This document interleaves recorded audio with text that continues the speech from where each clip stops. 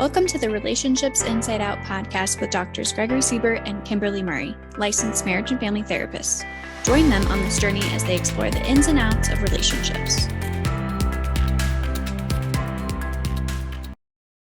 All right. Well, welcome to Relationships Inside Out, where we have a very exciting guest today. Dr. Joli Hamilton is here to talk with us today about non-monogamous partnerships. And I'll let Dr.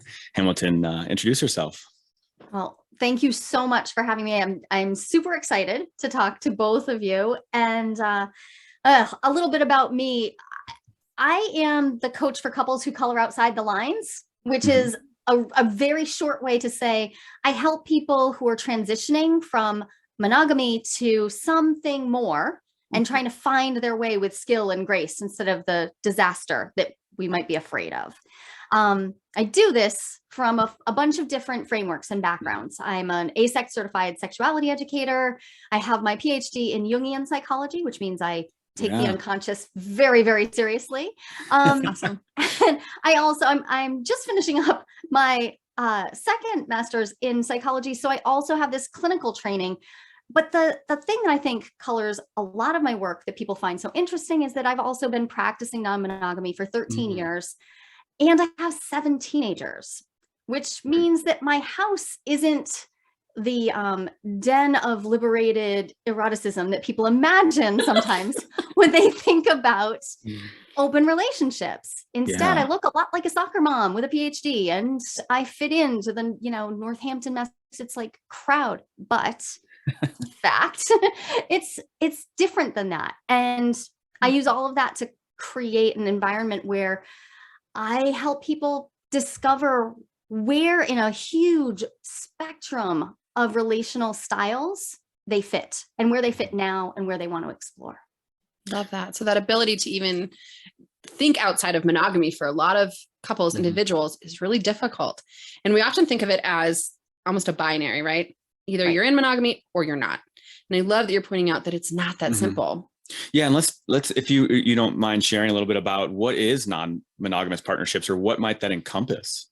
Yeah. So first, let me address, Jorge Ferrer talked about the mono-poly wars. He wrote this amazing set of texts in the last, say, 7 to 10 years, talking about this. We see these as this binary system, and that doesn't help us because then we get a lot of in-group, out-group junk, and we can feel like we have to jump all the way into something. And so to Greg, to your point, into what exactly? There's consensual non-monogamy, ethical non-monogamy, there's polyamory, there's swinging, there's open relationships, which is a really broad term.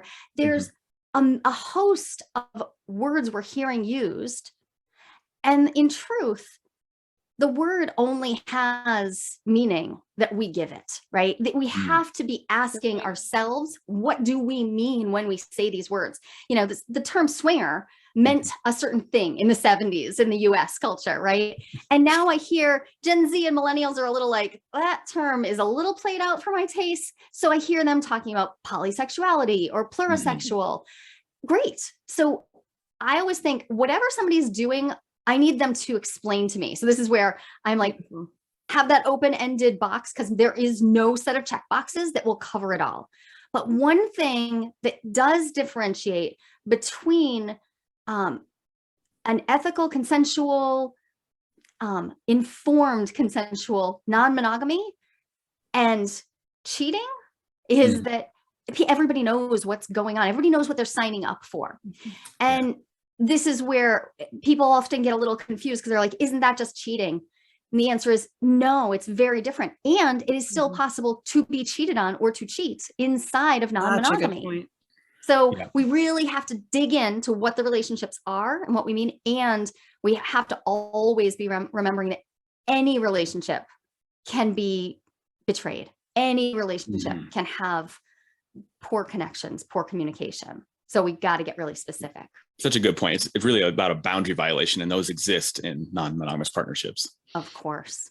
Do you mind sharing a bit more about how you got into this field? What drew you here? I know that you have a personal testimony that goes with this. Yeah.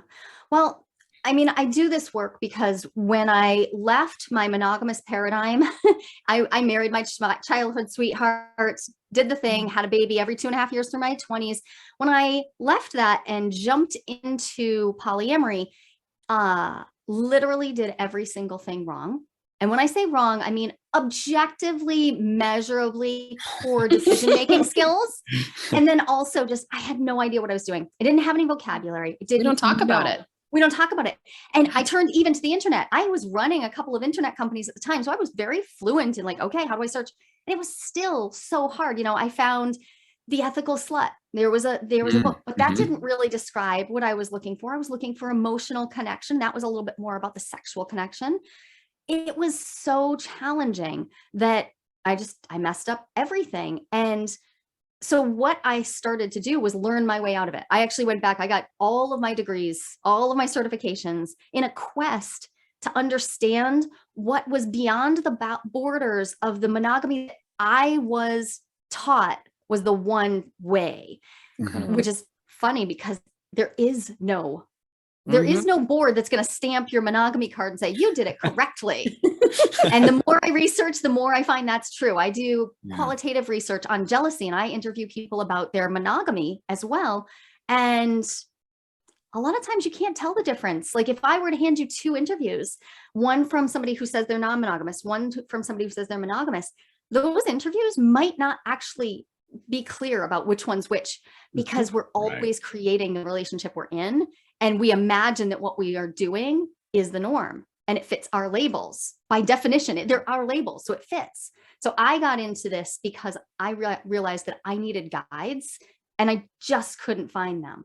And now it is absolutely my life's work to continue normalizing jealousy, normalizing non-monogamy, and normalizing most of all, the opportunity to see relationships as your individuation process, whatever that's going to be. I love that. And you use the language like the norm, right? And is non-monogamy, has it been a norm before? I mean, now it's more of monogamy is kind of what's accepted. And yeah, in white Western culture, monogamy is the norm now and has been for a while, but even that needs a caveat. So first off, indigenous cultures and intact cultures all around the world have all sorts of forms of relationship that do not adhere to our version, our current version, the checklist of what's monogamy, but also what we experience right now as like a traditional marriage. It's like 150 years old. Stephanie Kuntz outlines it beautifully in Marriage, A Short History. It's not that old. And really, the changes that we've seen just in the last 100 years, if you really take it in, you realize, oh, what we see as the norm is really just what we can remember. Think like, I know what my parents' relationship was. Maybe I kind of understand my grandparents. Do you really know what your great or great great or great great great grandparents' relationships looked like and what the options were offered to them? Not really. We just don't keep that kind of memory going. So there has always been non-monogamy. And right now we know studies show us that about 5% of the North American population is practicing some form of consensual non-monogamy at any one time. And about 20% have tried it at some point. That's the same number of people as who play musical instruments.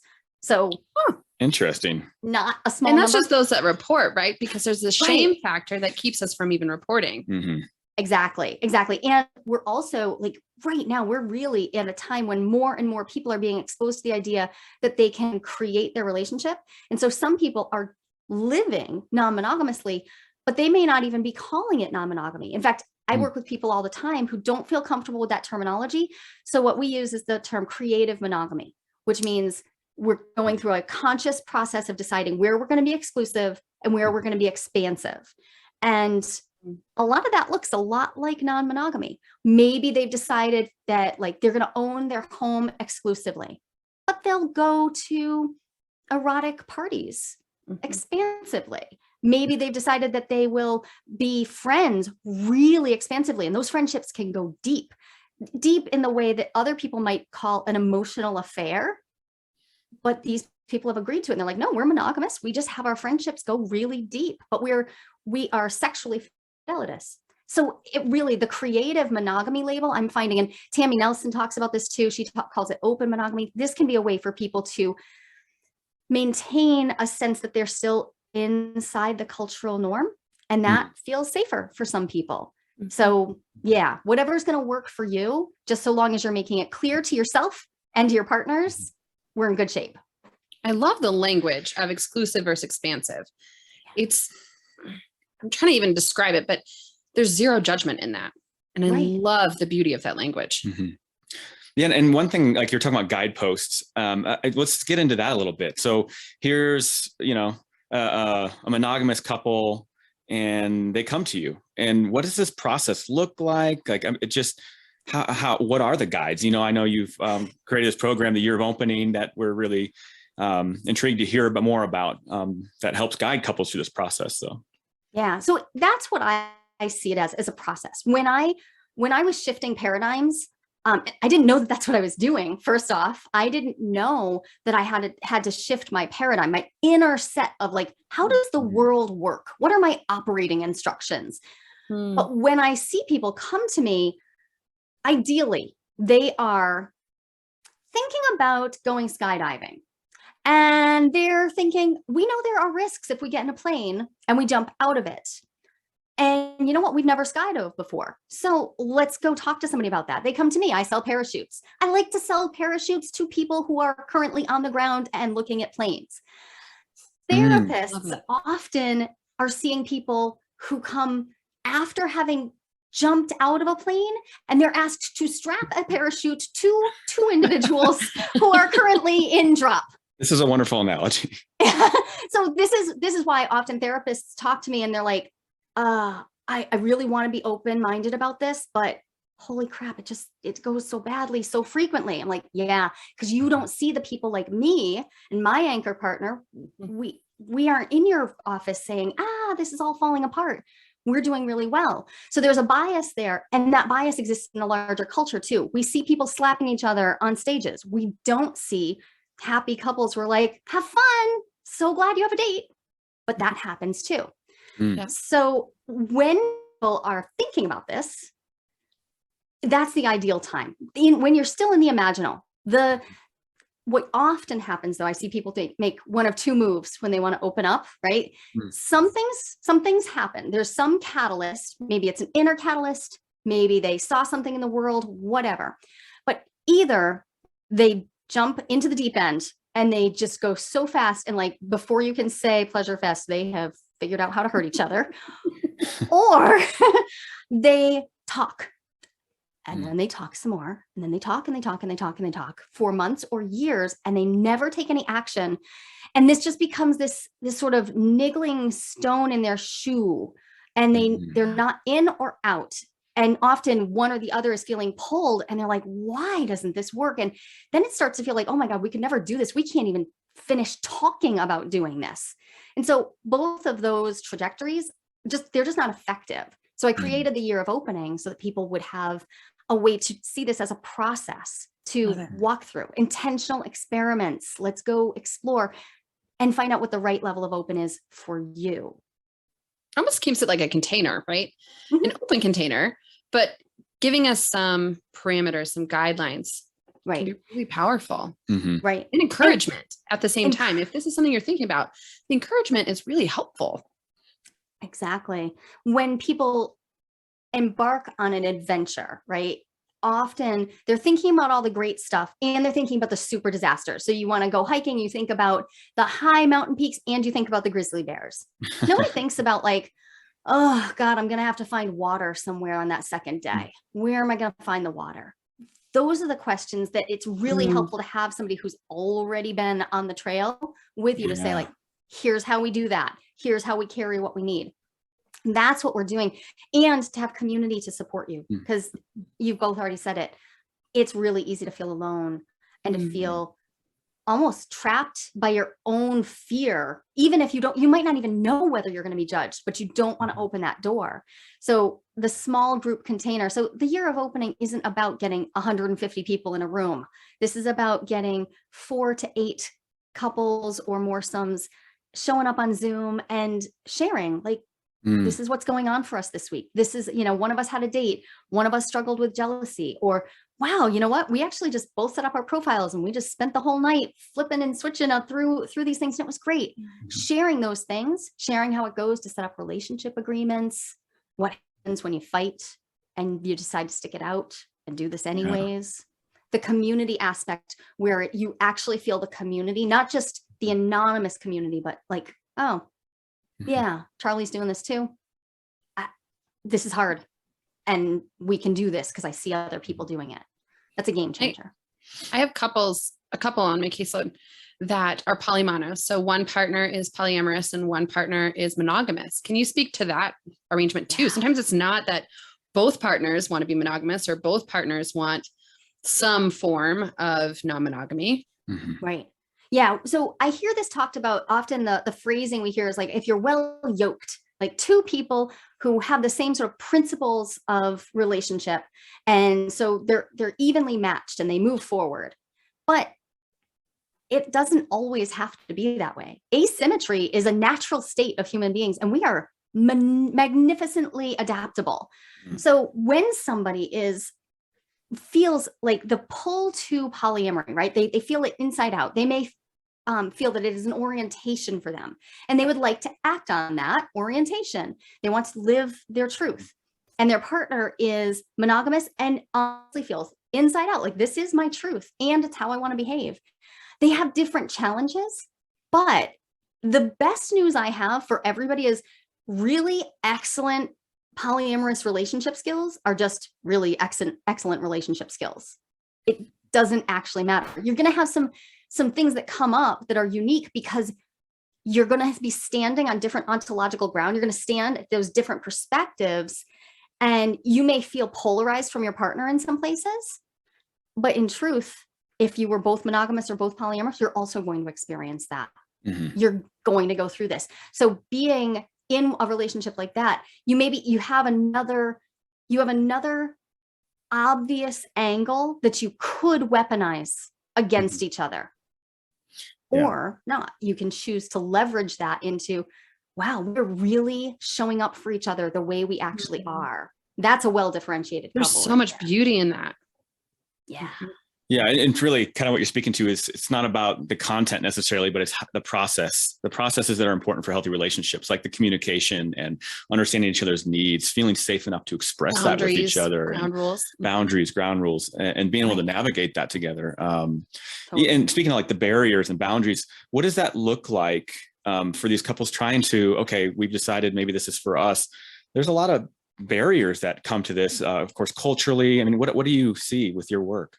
Yeah. So one of the things that comes up really soon for people who are considering this is, do we come out? Do we talk about this at all? Right. And this is an incredibly contextual decision. If I were living in a place surrounded by religious or cultural norms that said, not only is polyamory a little odd, but also dangerous or like deeply problematic, I might make the choice not to be out. That choice then has its own ripple effect, because what I find is it can lead to what I call internalized polyphobia. Just like internalized homophobia, you wind up actually like in hiding from your community, but also possibly from your children, your family members. If I start hiding my story from my siblings, now I'm telling two versions of myself. That is just it's a hard thing to maintain. So one of the things I like to do is create spaces where people can be honestly seen and heard, because that tension, it creates cognitive dissonance, which can then sort of fold over on itself. And what I see is 6 months, 12 months, 18 months, several years in, all of a sudden people are struggling with a new layer of like an itch, a really deep discomfort. And what we turn over is they're shaming themselves. The story that they're telling that they are someone else it's eating them up. If anybody watched, what was it? Good Luck, Leo Grand.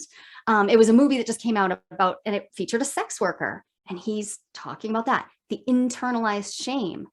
It folds over on you. And even somebody who is dealing with it really beautifully, Yeah, you can see how it adds up. And so over time, that's what I see people have to unpack, because that internalized shame starts to become a narrative, starts to become part of the narrative in the story. And a lot of people will hit a wall where they're like, I can't do this anymore.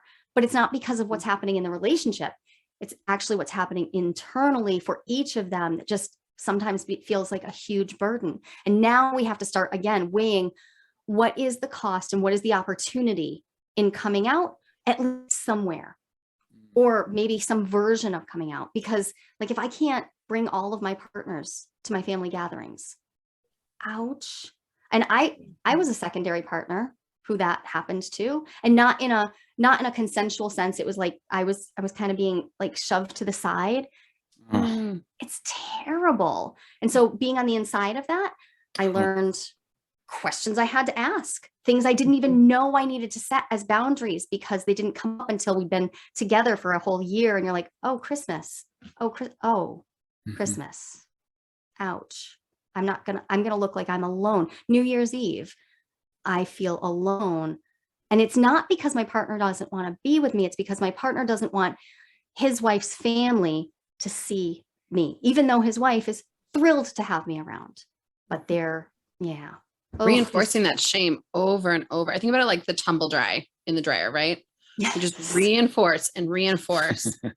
Exactly. You get crispy. Also, like, I see this reinforced in some of the partnerships of, I knew I was non-monogamous, but then I thought if I found the right partner, if I got married, if I had the child, then I wouldn't have that longing. I would be satisfied. And then they weren't.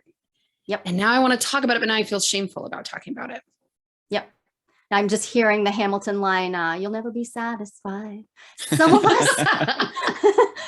us aren't. I actually recognized in myself when I finally had the word for polyamory, I looked back over my life and I was like, oh, yeah, that's like since I was little, I have fallen in love with everyone. I'm pansexual. I fall deeply. And I don't really see the difference between being in love with a friend and being romantic with a friend. I will have different behaviors depending on the boundaries that we have. Cool. We all should.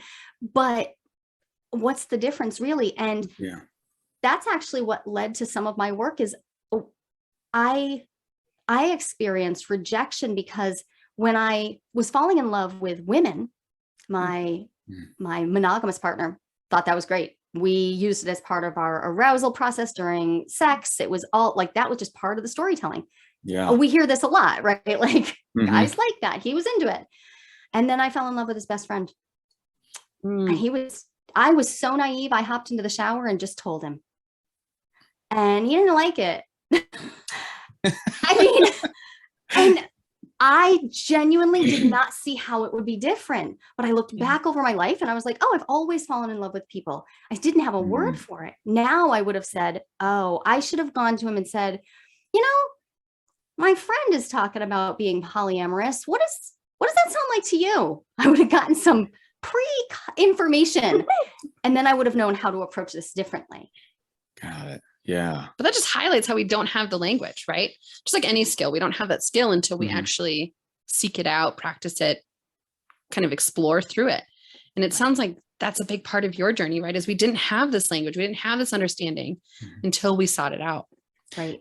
And what is that? Yeah. And what does that look like for people, coming to you? What are some of the presentations that you see that cue in, or what can the presentations that someone might look back on their own life and see and maybe wonder for themselves?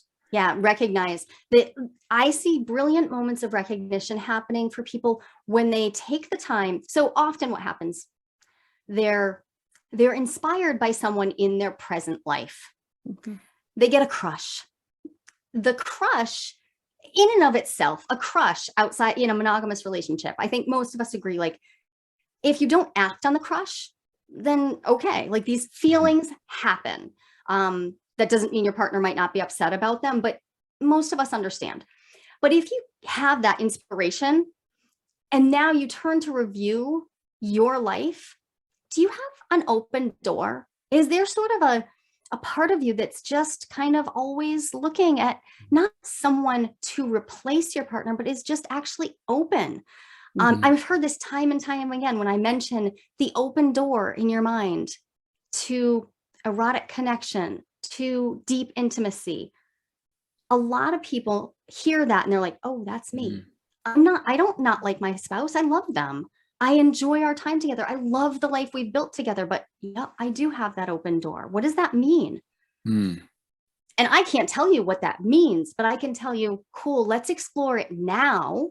Yeah. Because that open door can easily turn into a crush, becomes an obsession, becomes an infatuation that I feel like I have to act on. And now I'm ending one relationship to really go replicate that. And we see it all the time. Like we go and we replicate, and there, but for the grace of God, go I. I almost did exactly that. I had a crush. I did jump. I jumped from one, but it was out of the frying pan into the fire. And I would have recreated exactly the same scenario, except I happened upon depth psychology. I happened upon Jungian psychology. And I was like, damn, I think they're telling me this all means something. I should look a little deeper. 13 years later. Yay. To feel seen and understood, though, that's such a powerful moment. It was, and it really was. I feel like it was divine intervention. It was for me like a fully numinous moment. It was a religious experience of a lightning bolt passed through me of want for this person. And I lucked out because this person who inspired that desire in me, they were somebody I'd known my whole life. Literally, he had known me when I was a baby. They were there the whole time. I found them super annoying. Like I wasn't interested. We were only friends because our kids were the same age. And so we were in the same play group and homeschool group. I was not interested in this person. And then I was. And because I could look back and say, wait, but I wasn't. We could have had this relationship at any point in my adult life, even my teenage life. And we didn't. That pointed out to me that the soul had something for me. Like something in me, that divine spark in me was like, you got to pay attention. And it's not actually about him. It's about something's awake in you. And I feel really lucky that I happened on some books and some teachers who were like, yeah, that happens. Keep exploring. Just keep exploring. And that's great. And you talk about the open door, right? So you're exploring that door. And one thing I kind of want to, Kim and I have PhDs in relationships, but these are forms of relationships we're talking about here. Right. And we don't learn about them. And in fact, I think one of the predominant messages I heard is when couples come to you and they are curious about this open door, it's typically because they're not getting all their needs met in this one relationship. What are your thoughts on that? How do you what's your response to that? Well, my belly just said, Arr. Yeah. So, I mean, yes, and is what I would say to that. Some people, and in fact, this is part of my story. I have several couples I'm working with right now who part of the picture is that there is a disparity between two people in a closed relationship. And so literally the needs aren't being met. For me, I was a high libido partner. My partner was lower. I have somebody I'm working with right now who's really interested in spiritual growth. Their partner is not into that, but is really into physical fitness and like developing their body in a particular way, right? So they're both growth oriented, but in different ways. The difference feels like I need to get my needs, my spiritual needs, my sexual needs, my athletic needs, whatever it is, met somewhere else. However, the great big yes and is, and a lot of those needs aren't necessarily indicative of something we can't meet in multiple creative ways. So if I want to meet it through non-monogamy, cool, what am I bringing to the table? Because if I'm just going to objectify new people and see them as need fulfilling machines, like that's not ideal either. But also if the therapist I seek out or the counselor or the coach accidentally pathologizes me and says like, okay, you're not getting your needs met, I may start to devalue the relationship I'm in and start to demonize it as if it is this separate thing that I can look at and say, okay, this is an insufficient relationship. I have to now do something. What if it's a complete relationship, but your Venn diagram just doesn't overlap here? At that point, I have options. I have a range of options. I could seek out non-monogamy. That's one option, but I could also seek to deepen my friendships. I could seek to deepen my spiritual practice. I've started businesses to fill those needs. There's so many ways. But when I'm told that it's because I'm not getting my needs met, I might blame my partner. Such a good point. Because if we see our partners as need fulfilling machines, there you go. And that's what, like, that's the logical walkout that I see happen over and over again is my needs aren't being met. My needs should be met. And therefore you should meet them. And then it's a trap. Then monogamy becomes a trap, because if I promise exclusivity in all realms to you, and then I find out I'm allowed to have needs. Awesome. So we add that layer to the layer cake. And now I find out that I'm allowed to ask you to meet my needs. Okay, cool. So now we add that ask you, not require you, ask you. And that's where I think people get lost is we think because I'm monogamous, I can only get my needs met here. And therefore you have to meet my needs. We're basically in a Zen cone now. Like, that's an unsolvable puzzle. One potential way to deal with this, and I think a lot of us watched our parents do this, is decide not to have those needs met. It's not my choice, but it is a way. Some people elect to say, you know what, maybe that need isn't something for this lifetime. And it's not for me to say. I've seen people be ascetic in some part of their life and decide to abstain. I've seen people choose celibacy intentionally. Okay. So it's about, for me, the mindfulness. Am I now cutting a part of myself off and saying, because my monogamous partner can't or won't supply this need, I'm going to cut that part of myself off and throw it into the shadow. That's not going to go anywhere good. Yeah. And I love that insight, not just for non-monogamous relationships, but any relationship. That's it. Right. Because there are so many options here. And that's a lot of people who go through the year of opening or my individual coaching. What happens is they go on and explore, they go on an adventure. And in that process of figuring out where they're going to be expansive and where they're going to be exclusive, some of them find themselves walking right back around and they're like, oh, actually, we want a fairly monogamous looking relationship.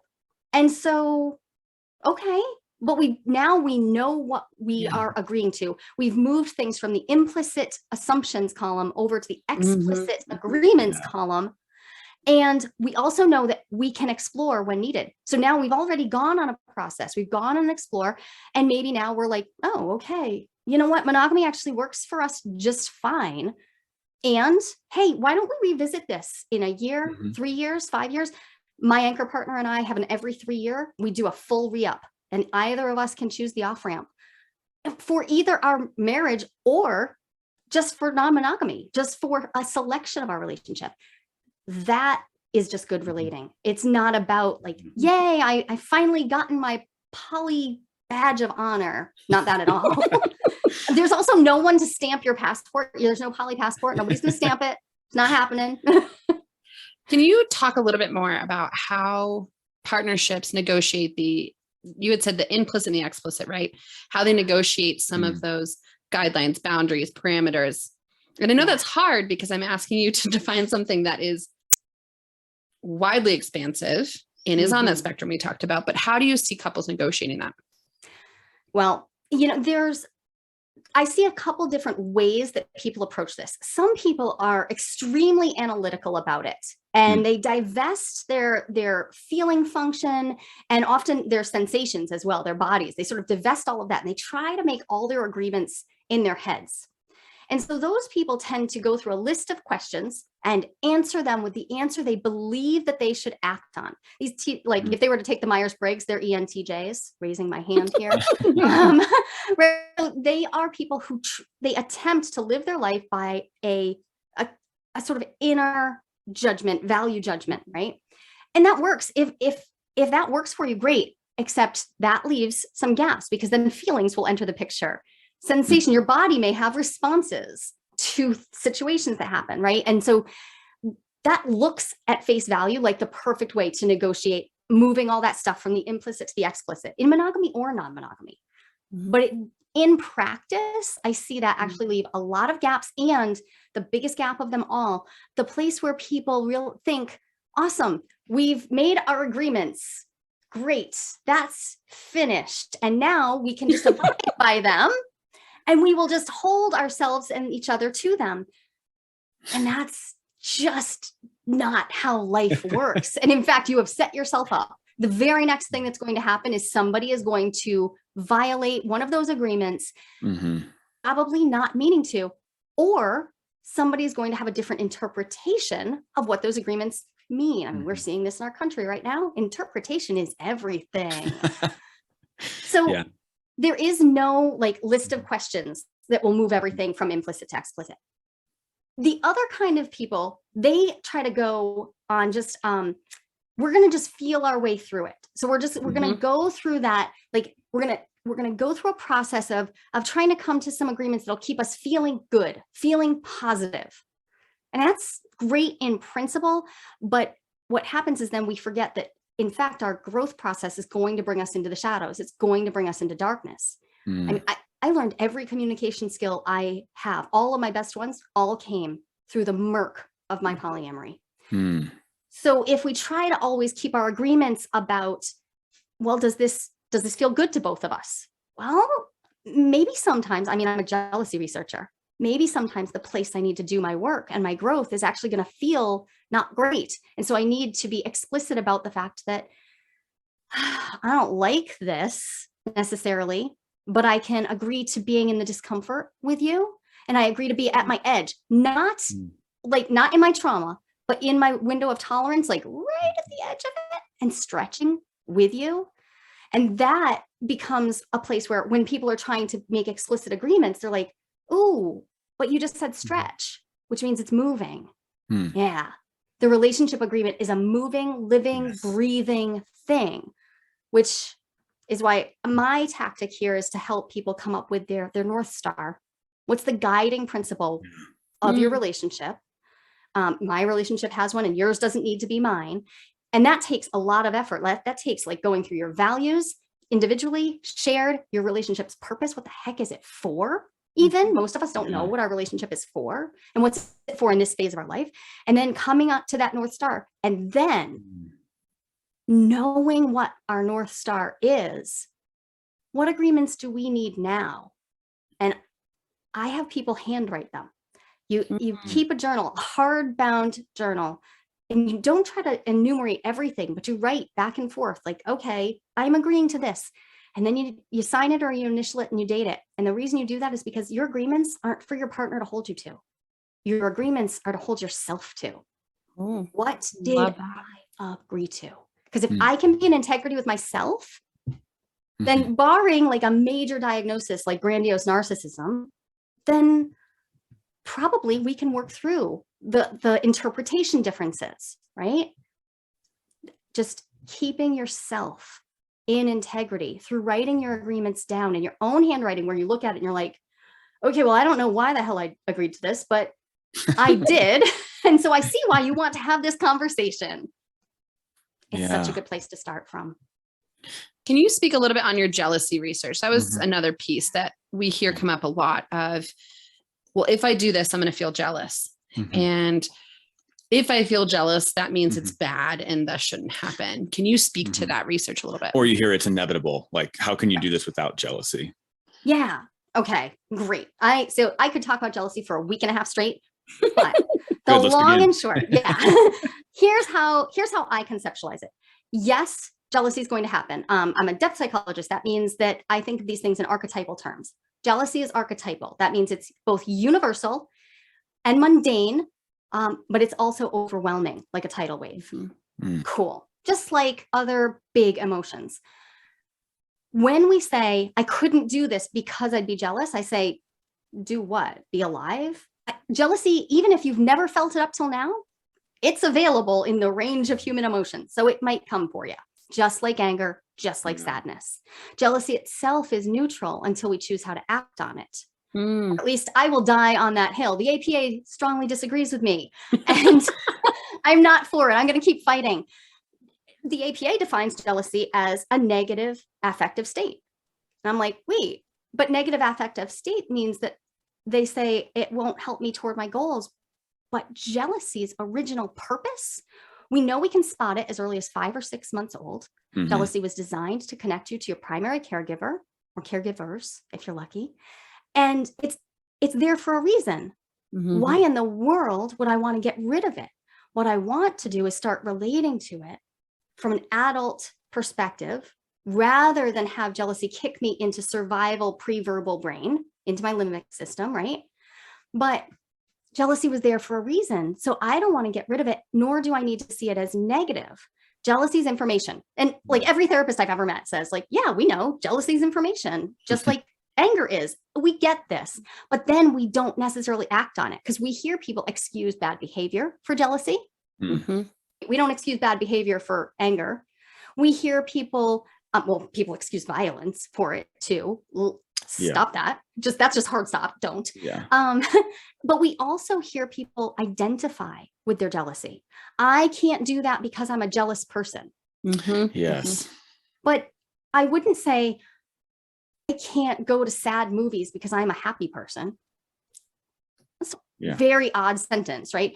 You're a human capable of a range of emotions, but you aren't your emotions. You're the faucet the water's passing through. There you go. So now if you get into jealousy and you think, I don't want to feel it, first off, you're probably going to draw it right to you because life's going to present you lessons.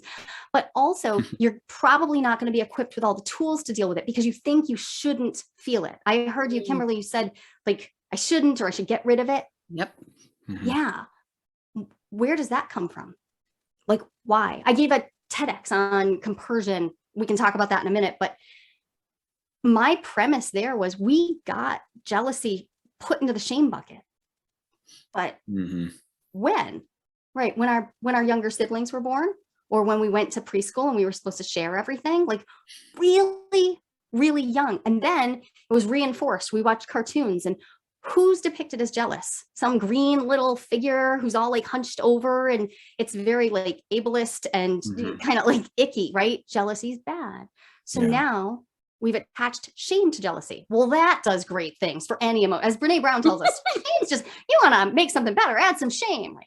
It's She's my spirit animal.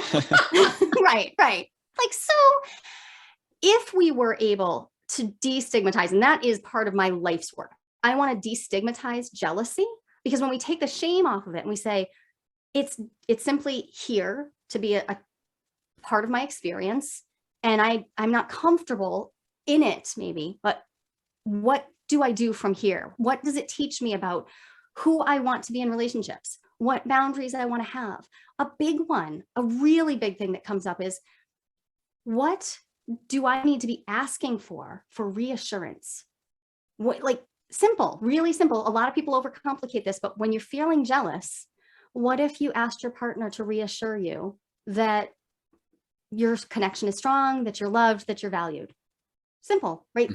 And if I don't feel shame, I can ask for that. I do it all the time. But most of my clients really struggle. They say they don't want to tell their partners that they're jealous. They're afraid that they'll be told that that's really unattractive. Some of them are told, like, ugh, that's so unattractive. I'm like, okay, we have a different problem, because now you're being shamed. I don't care what you're being shamed for. That's not helpful. Right. So jealousy isn't something we have to avoid in any relationship. It's just something that we need to bring out of the shadow material and start working with as a teacher. There's a lot of ways to do that. There's so many ways to do that. I developed a five-step cognitive framework in my original research that was born of, like, well, how do poly people deal with jealousy? They do it a little different. My latest research is in monogamous people. There's a difference in what they do with jealousy. Yeah, what are some of those differences? Yeah, a big one. One of my favorite similarities is that everybody I've interviewed so far says that jealousy is normal. So yay. They don't all feel that jealousy is okay, but they feel it's normal. But a big difference is what it means about my relationship. In a polyamorous relationship, the answers I got ranged from jealousy means I care about this person, to jealousy means I have some insecurities I need to work on, to jealousy means I don't really feel like my boundaries are well established in this relationship. I don't think I've really made my needs clear and my hard limits understood. Like, these are all like actionable. Every single one of those things is actionable. Absolutely. But in the monogamous sample, jealousy was often taken to mean something's wrong with my relationship, Or conversely, and at the same time, if there's no jealousy, something's wrong with my relationship. So there's supposed to be just the right setting of jealousy, because too little or too much The is not Goldilocks. good. Goldilocks problem, right? And the other big difference. So then there's like very little tools because they're not thinking about it. Jealousy shouldn't be a problem in monogamy. If your monogamy is functioning, this is all great big air quotes for everyone.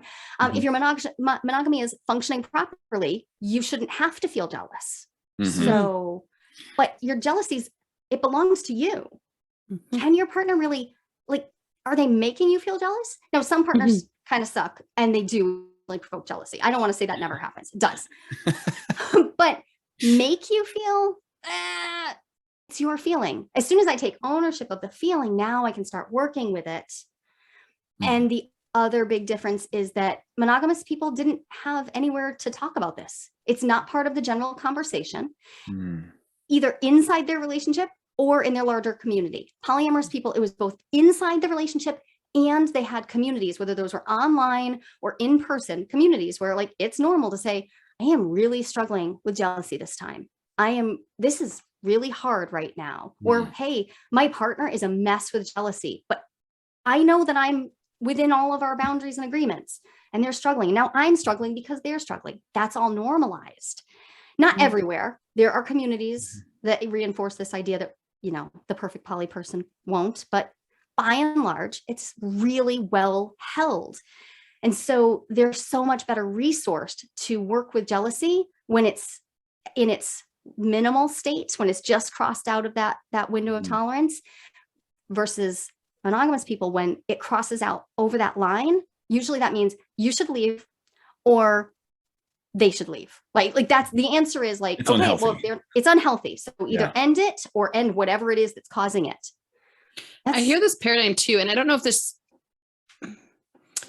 if you hear this too, but I kind of heard in what you were sharing, but in polyamory, the jealousy is something I work on versus when it's monogamy, it's something you're doing wrong, right? There's a different tone of ownership there. Right. So that's exactly the move I say. I'm like, if your jealousy is encouraging you to point your fingers outwards and say, I need you to change your behavior so I feel different, their behavior change might do nothing about your feeling. Nothing. And on top of that, their behavior change now becomes a tool they can weaponize against you. If your partnership isn't really yummy, you're in I see people in so-so relationships all the time. And now you've just told somebody how to hurt you. Great. Is that really what you wanted to do? Because now you've handed them like, I am at your mercy. Yeah. When there is a lot of inner work I can do. And there are relationships we should leave because we're intentionally being provoked. Absolutely. But yeah, that directional, if the jealousy is mine, I get to choose how to respond to it, then really, even really deeply pathological jealousy, if I could own it, it can be managed. And I found myself there way in the dark stuff. But as long as I knew it was mine to work on, then I actually could work on it. And I could have some power and control in that way. Yeah. And it can become a spiritual practice at that point. For me, anyways, that's a soulful practice where I'm like, wow, this one's really, really dark. I feel jealousy is a complex emotion. It's made of sadness and grief and anxiety and fear, so much fear. So it's got all this in it. So once I pop the hood and I look inside, oh, now I have to deal with all of that stuff, whatever it came with. So it can absolutely become a big piece of my work. I can also start differentiating it from envy, which a lot of people don't do. We just use the words like they're the same, but they're not the same. Jealousy is always going to be a triangle. Every single time you see it, without doubt. If it's not got a triangle, it is not jealousy. So jealousy is about me, my beloved, my valued relationship, and an interrupter. Whether that interrupter is imagined or real is not important, but there has to be a third point. It's about the interruption. So I hear people talk about envy, like, oh, I'm just envious. I'm not jealous. In fact, in my own first polyamorous relationship, we dealt with jealousy super productively, and we just decided we'd never use the word jealousy. We just never use it. We'd only say envy. Very productive. So helpful. Yeah. Then I actually just got the kanji symbol for jealousy tattooed on my back. That cleared that up. That's a whole story, but seriously, jealousy has called me. When we barred jealousy and called it envy, we were missing the point that envy is about a dyad. It's about me wanting what you have. It's about longing. It's about, I want to have what you have or be what you are, to the point where I may even get destructive. I might not even care whether I get to have what you have. I'm just going to destroy it so you can't have it. That dyad is a very different energy. And in a Jungian psychology, you would say that that's a wound to the self, capital S self. So that's some deep work to do all on its own. But we do that differently than we would deal with a fear of the interrupter, because that is archetypal. And I need to turn my energy toward my partner. Like if I think about it in the Greek mythology, where does Hera, like the prototypical jealousy queen, right? Literally the queen of jealousy in Greek mythology, she turns her anger of jealousy over and over again to the interrupter, to Io, to Semele. She turns and she destroys them. She smotes them, right? She never turns her attention to Zeus and says, dude, we got a thing here. You and I, this is ours. Stop it. Now, Hera's perfect in her one-sidedness because she's a goddess. So that's what she's supposed to be doing. But we're not goddesses in that way. I'm a goddess in my own right, but not like that. So my job is to turn my attention to my partner and figure out what's going on between us. Because the interrupter, while I want to acknowledge that they're there, it's just an ineffective, I don't have a relationship with them. It's ineffective. In polyamory, I might have a metamor relationship with them. Even so, unless I have a direct relationship with them, it's my connection to my partner is where the work happens. And my connection to myself is where the work happens. And I do that. And the interrupter becomes, well, a person. They're a person that I'm either imagining or feeling for real is threatening my relationship, but they're still a human. So I can move away from dehumanizing them, which is so often what's happening when we see that triangulation. Yeah. And I'm curious too, like in the context of jealousy, I hear with a lot of the couples is, fear and a jealousy also, and kind of with the connection that you might have with another person that might be deeper than what we have, or this fear that maybe now the capacity spread too thin and we can't have that same connection. Right. There's a saying in like Polyland that love is infinite, but calendars aren't. That is true. There are some real constraints by the physical world that we inhabit. In fact, I know people who practice their open relating from a very Buddhist sense. And they're like, well, I'm going to have to sort of transcend the fact that that's true, because I'm never going to be able to make things equal. And I see people over and over again in non-monogamous relationships, especially at the beginning where they feel very unstable. They try to evenly match, right? They try to act like a pair of skis. We have to move forward at the same pace all the time. And if yours doesn't look like mine, it means something's wrong and something's not fair, and this is going to be bad. And that's where jealousy starts brewing. And usually they don't call it jealousy, because for lots of reasons, all that we've named. But also that evenly matchedness, in any other setting, we'd call that codependence. It's such a fair point. It's not, that's not how life is. Our partner's career is going to go at a different pace. Our experience of parenting. Sometimes my co-parents get a lot more affection from the kids than I do. Everything, my spiritual growth, every part of me is going to be operating at a different pace. Asymmetry is the norm. That is the human experience. And so open relating is a place where we can choose to acknowledge that and be like, oh, not only is it natural and normal for the world, the universe to have created a scenario where we don't have a matched set of relationships, because that would be pretty objectifying of other people, but also we have different needs and wants. And forget needs. Imagine we had the same needs. We had listed them. We're like, we have the same needs. Cool. But your wants and your desires, like if your needs, wants, and desires and wishes all overlap completely, definitely time for looking at codependency, because there's no individuation there. There's no differentiation there. So that's where the work would be for you. And that some people find non-monogamy is the perfect container to do that in, because the work comes with a bunch of pleasure too. I'm going to go on a date and my partner's not. I'm getting the fun this time. Oh, next time it's them maybe. Or maybe I have a good run for 6 months and then there's a dry spell for 3 years. Things happen. You're given these opportunities to practice being different and loving it. Yeah. Loving your partner because they're different, not in spite of their being different. Yeah. Wow. Dr. Hamilton, you have blown my mind today. Yay. That's my favorite. Yeah, likewise. And I think kind of just a last point that I was hoping to address with you is really for therapists out there. What are some things to think about? Because a lot of our training doesn't really look at what are things we should be looking for. What are some questions we should ask just for assessment purpose?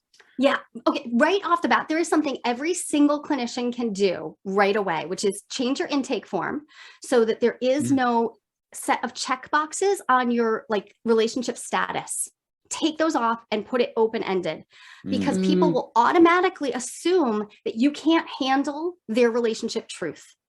You're putting Great doctors point. too, anybody who's listening, anyone who has an intake form anywhere, it's just like gender. Just remove the boxes and put a line. And from there, you have already opened the conversation. And now when you do those initial intake questions, ask questions like, what is your relationship structure? Oh, you practice monogamy? Cool. Would you tell me, what does monogamy look like? And start listing some of the ways where they might be exclusive or expansive. Say, so do you share a home? Do you share finances? Tell me, what's your sexual connection? When's the last time you had sex? How was it? Start bringing it into the room as a natural, normal thing to talk about with you. And if you don't know how to do this already, now is the perfect opportunity to get some specialized training. You don't have to go all the way through a certificate program to add sexuality training. Go take a couple great courses on marginalized populations and their sexualities. There are some wonderful places like Anti-Up is a great one to learn about these things, and you will be able to directly impact your clients tomorrow by changing this. And if you can't take some CEs, grab the handbook of consensual non-monogamy affirming mental health practices. It's by Vaughn and Burns. Add it to your bookshelf. Read it through. There are some wonderful things to do about families, about people who have intersectional marginalizations. Let's all address this because we can, and you can up level really quickly in this area if you decide to. Wow. Yeah. And we'll add that to our resources at the end of our as well. So, or a link. So any takeaways for people who aren't clinicians who might be thinking about this? Yeah. So I have one that I think is really helpful. If you heard this and you're wondering okay, so I clicked on this because I'm interested. You didn't click on this podcast if you weren't at least curious what's going on in non-monogamy. And if now you're oh, maybe I am, maybe that is something I'm interested in, but you're nervous about whether it's good for you, whether it's good for them. I have two things you can do. One is I have a quiz you can take to find out where you are. And it's not just everybody saying I am not pro poly. It will tell you if you have foundations to do. I will say, yeah, you got some foundations to shore up first, and here's a next step you might take. So you can go to joliquiz.com and take that quiz, 10 questions, but I made it out of my research. It's not BuzzFeed, it's me. But the other thing is, your wild friend is thinking about that question. It's so helpful. Bring it up to a partner in a safe way by saying, my friend is thinking about, or, somebody at work is doing, what do you think about that? You can start gauging the waters, and from there, you'll be able to enter into a conversation from a place where you feel more regulated and safe in your body, because you haven't just asked for anything. All you're doing is having a conversation. Another thing you can do is throw me under the bus. Absolutely. Say, I heard this crazy lady talking about this subject. I have so many recordings, and some of them are with my husband. I have a podcast with him. It's called Project Relationship right now, although it's changing its name very shortly to Playing with Fire, because we all are. But you can listen to people who are doing this and who do sound grounded and who are good examples. When I say throw me under the bus, I wish I had known someone to point my partner to and say, I don't know what this is, but I'm really curious. So before either of us does anything silly, what if we just talk about talking about it? What if we have that meta conversation?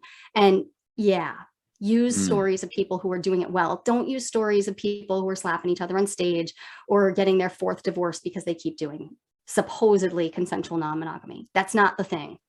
The real thing is out there. Love that.